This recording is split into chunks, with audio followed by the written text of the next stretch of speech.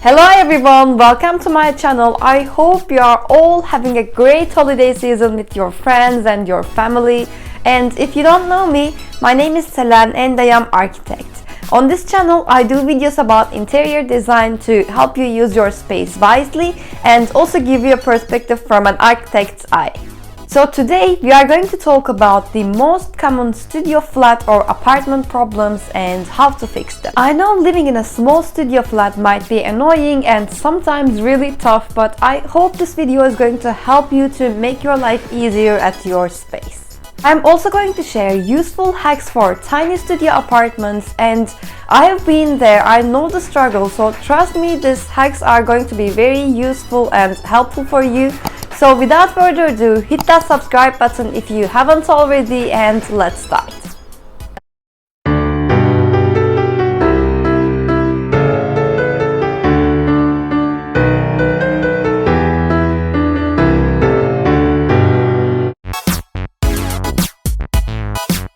When you are living in a studio apartment where everything is sorted out in the same place, having some privacy might sound a bit impossible, which is understandable.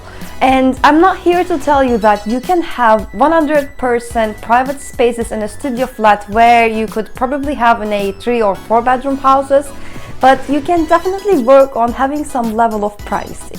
Now, my very first method to create privacy is by using curtains. This is especially great when you want to separate your sleeping space from the rest of the studio flat, and it is very simple and effective. So obviously you only need to close your curtains when you wake up and your sleeping area is not going to be visible anymore.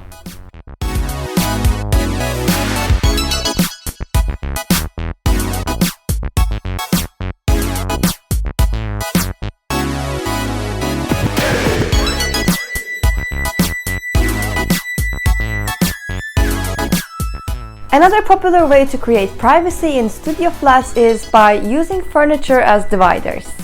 So as you can see on this example, they separated the living space from the sleeping area by a big bookcase which acts like a divider, and it provides some level of privacy. You can also go for a more solid bookcase as in this example to create a more specific visual boundary, and you can even go further and combine curtains and bookcases to create a feeling of separate space as in this example.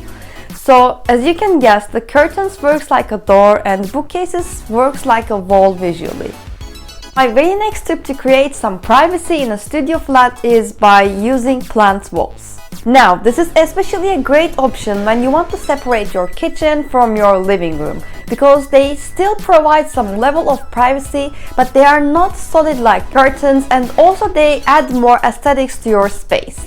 You can either create a hanging wall with lots of plants as in this example, or you can also use a clothing rail to create a living wall like in this example. Similar to this one, using a bookcase to exhibit your plants also makes sense if you don't want to screw any nails on your walls. Maybe you are living in a rental apartment or you just don't want to mess up with your walls. I hope one of these options will help you to create more privacy in your studio flat. Let's jump into the next problem. Another biggest problems that I've seen a lot in studio apartments is lack of storage. Now, let's be realistic. Even though we maximize our space for more storage, it will never going to have the same amount of storage as a regular house. So before anything else, if you are living in a studio apartment and you feel overwhelmed with the stuff in your space, or if you are planning to move to a new studio flat, you should declutter your wardrobe and also eliminate the decor that you don't really enjoy keeping at your space anymore.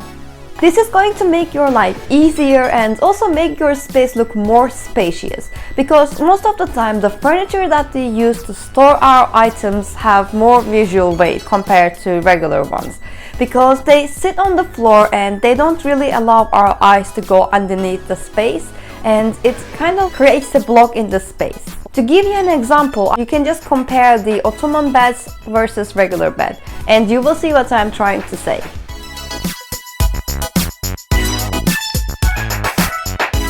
So, even though we can find a way to work things out in the space, you should always remember that everything comes with advantages and disadvantages. So make sure to declutter your wardrobe and basically eliminate the decor that you don't want to have in your space anymore. If we get that out of the way, let's see how we can maximize our storage space. First way is to utilize your vertical space in your studio flat. For some reason, we always focus on the horizontal area, but actually the potential to create more storage is not there, but rather is on the vertical space. For example, if you are planning to get a wardrobe for your space, don't go and get the short ones, but rather choose the ones that are very close to the ceiling. If you don't have a space for that, you can get a clothing rail which has a double rail like this one and have more space for your clothes.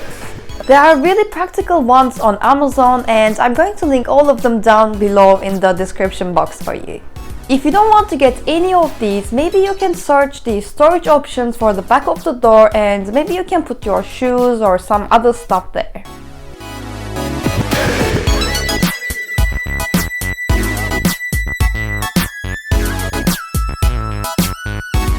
Shelves are also great to create some more storage space in a studio flat, but don't forget that if you overdo it, it can easily cause visual clutter, which we really don't want to have in a studio space.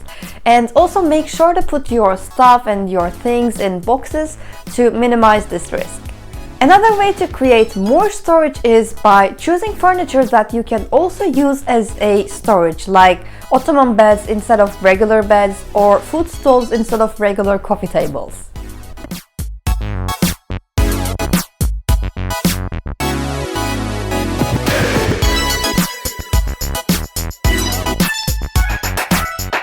Let's see what the next problem is and how we can solve it. When you are living in a studio apartment, you might find yourself cooking, maybe next to your bathroom, or watching Netflix next to your cooking space. So it probably feels like they throw you off into the chaos and run away. Now, it's true that studio flats have joint functions and spaces together, but it shouldn't really make you feel like you are trapped in that space.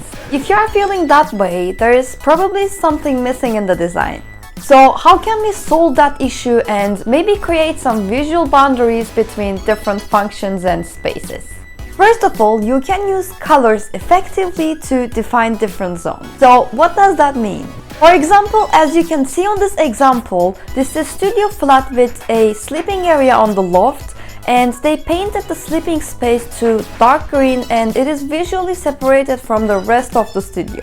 Or in this example, they keep the sleeping space more dominantly in light colors and they have used a rich earthy color leather sofa in the living space to pull the attention towards the lounge rather than the bed, and this color contrast also separates the functions visually. Another example is that if your studio flat is really small, try to use lighter colors around your bed and add some dark accents, while you kind of do the opposite in your living space, because it is always better to highlight the living space rather than a sleeping area. And you can use 50-50 from light and dark colors from your color scheme in your kitchen to create a transitional zone. Another way to separate functions is by using rugs or different floor materials. As I always say on this channel, rugs are great to define spaces and also create different zones. So as you can see on this example, they use a gorgeous oriental rug for the lounge area and left the bedroom floor bare. And they even have a gallery wall to pull the attention to living room, which is great. Or if you are actually constructing your studio flat, you can use 2 different floors for different functions and create visual boundaries like in this example. The last option to separate different functions is by using furniture. So using a bookcase, like I have mentioned at the beginning of this video, is one of these ways, or you can also put your furniture back to back to separate the space. For example, putting the sofa at the end of the bed, as in this example, is a great way to create visual boundaries in the space. I think you got the point, so I don't want to talk about this one anymore. Let's see what the next most common studio problem is and how we can solve it. If you are still watching this video, please hit that subscribe button and also like this video because it really helps this channel to grow so that I can create more content for you. Thank you. Another complaint that I've got a lot from the people who are living in a studio apartment is that they feel like their studio flat is too small and too congested. So what we can do about this? The first and the most effective solution for this problem is getting less but more multifunctional furniture for your space. I know some of you be like, oh, what a clever solution, and we have never thought about that. But it is what it is, because if you are getting more furniture, your space is obviously going to be more congested. It's very simple. So invest in double duty furniture. For example, you can get a sofa that you can also turn into a bed, or maybe a table that you can use as a coffee table and also for dining space. Another easy way to make your studio flat look bigger and spacious is by using long curtains. And the reason is that long curtains kind of lift up your space and make it look more bigger than what it actually is.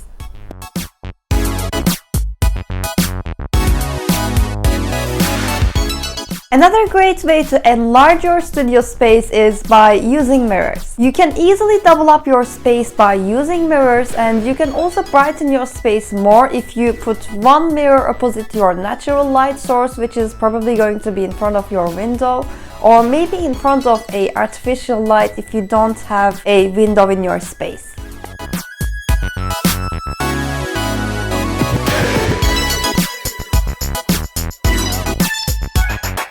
Now, whether it's a studio flat or a small room or maybe a small one-bedroom flat, it really doesn't matter, because all the small spaces get messy easily and it is frustrating.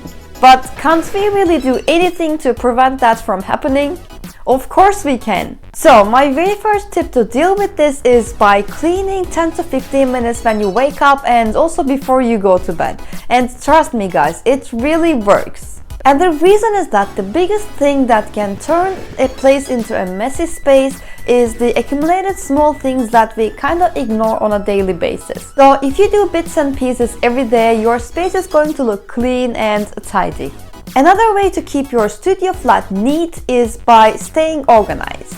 Because if you know where to put everything in your space, you don't squeeze anything in random places. So make sure to have a regular place for the things that you most of the time use on a daily basis, so that you don't end up losing your stuff or with a messy space.